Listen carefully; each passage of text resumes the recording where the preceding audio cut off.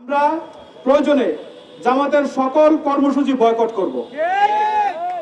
আপনারা কিন্তু সূর্যোদয়ের আগে 1 মিনিটের মিছিল করে আপনারা চলে যেতেন এবং সেটা কিন্তু একমাত্র মাল্টিমিডিয়া রিপোর্টাররাই কিন্তু কভার দিত আপনাদেরকে। আপনারা জেনে থাকবেন যে এই সাংবাদিকরাই 24শে জুলাইয়ের আগে অর্থাৎ আওয়ামী লীগ ক্ষমতাসীন দল থাকা অবস্থায় জামাত এবং জামাতের সবকিছু নিষেধাজ্ঞা ছিল এবং তারা ফজরের সময় তারা মিছিল মিটিং করার চেষ্টা করত এবং এই মাল্টিমিডিয়া সাংবাদিকদেরকে তারা মূলত ইনফর্ম করত এবং তারাই মূলত এই সেখানে গিয়ে কভার করত। একটা অবস্থানে এসে সেই সাংবাদিকদেরকে মেরেছে, এটি তীব্র নিন্দা জানায়। এদেরকে আইডেন্টিফাই করা হয়েছে, তাদের বিরুদ্ধে আইনানুগ ব্যবস্থা নেবে কিনা সেটি এখন দেখতে চাই আমরা সাংবাদিক সমাজ। আজকে আপনারা বিরোধী দল হয়েছেন, আজকে আপনারা সাংবাদিকদের উপরে হামলা চালাচ্ছেন। আপনাদের উদ্দেশ্যে বলতে চাই, আপনারা মজলুম ছিলেন, সেই মজলুম থেকে আপনারা জালিমের ভূমিকায় অবতীর্ণ হবেন না।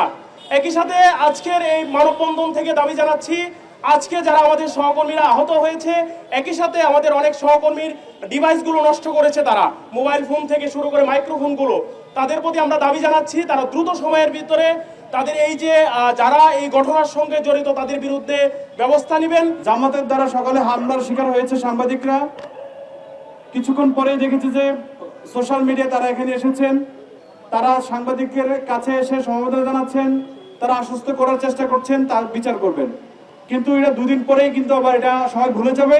যাদের কাছকে পিটিয়েছেন তারা কিন্তু সেই সাংবাদিক যে সময় আপনারা 5ই আগস্টের আগে ভোরবেলায় ফজরের পরে মিছিল করতেন, আমাদের কাছে কিন্তু তথ্যগুলো আপনারা পৌঁছাইতেন, আপনারা মিছিল করবেন, সেই মিছিলগুলো আমরা কিন্তু কভার দিয়েছি।